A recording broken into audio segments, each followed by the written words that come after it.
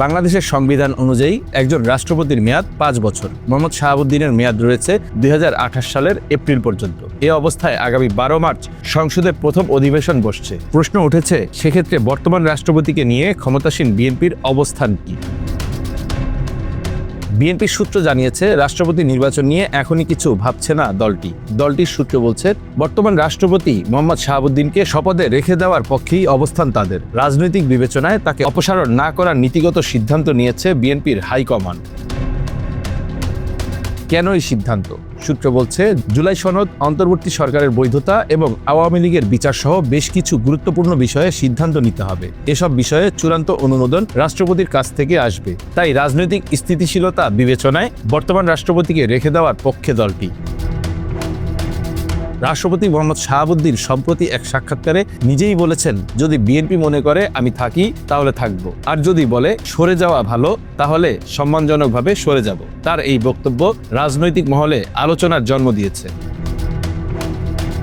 অন্যদিকে জাতীয় নাগরিক পার্টির আহ্বায়ক নাহিদ ইসলাম সংসদের মাধ্যমে রাষ্ট্রপতি মোহাম্মদ শাহাবুদ্দিনকে সরিয়ে দেওয়ার দাবি জানিয়েছেন। তবে বিএনপির স্থায়ী কমিটির এক সদস্য গণমাধ্যমে জানিয়েছেন, বর্তমান রাষ্ট্রপতিকে সম্মানজনকভাবে বিদায় দেওয়ার পরিকল্পনা আছে। তার মতে, গত 1.5 বছরে রাষ্ট্রপতি নানা চাপের মধ্যেও সাংবিধানিক ধারাবাহিকতা বজায় রেখেছেন। তাই রাজনৈতিকভাবে তাকে সম্মান দেখানো উচিত। রাষ্ট্রপতি মোহাম্মদ শাহাবুদ্দিন 2023 সালের 24 এপ্রিল দায়িত্ব গ্রহণ করেন। এখনও 2 বছরের বেশি সময় রয়েছে। তবে তিনি পূর্ণ মেয়াদ থাকবেন কিনা তা এখনই নিশ্চিত নয়। রাজনৈতিক মহলে আরেকটি আলোচনা, পরবর্তী রাষ্ট্রপতি কে হতে পারেন? বিএনপির মহাসচিব মির্জা ফখরুল ইসলাম আলমগীরের নাম সম্ভাব্য প্রার্থী হিসেবে আলোচিত হচ্ছে। বর্তমানে তিনি স্থানীয় সরকার মন্ত্রণালয়ের দায়িত্বে রয়েছেন। তবে এটি এখনো আনুষ্ঠানিক সিদ্ধান্ত নয়। এদিকে আগামী 12 মার্চ প্রথম অধিবেশন ডেকেছেন রাষ্ট্রপতি। এই অধিবেশনে স্পিকার, ডেপুটি স্পিকার, সংসদ উপনেতা, চিফ হুইপ ও হুইপ নির্বাচন করা হবে, যা নতুন সংসদের কার্যক্রম শুরুর জন্য গুরুত্বপূর্ণ পদক্ষেপ। রাজনৈতিক বিশ্লেষকদের মতে, রাষ্ট্রপতি ইস্যুতে বিএনপির নমনীয় অবস্থান রাজনৈতিক সমীকরণের অংশ।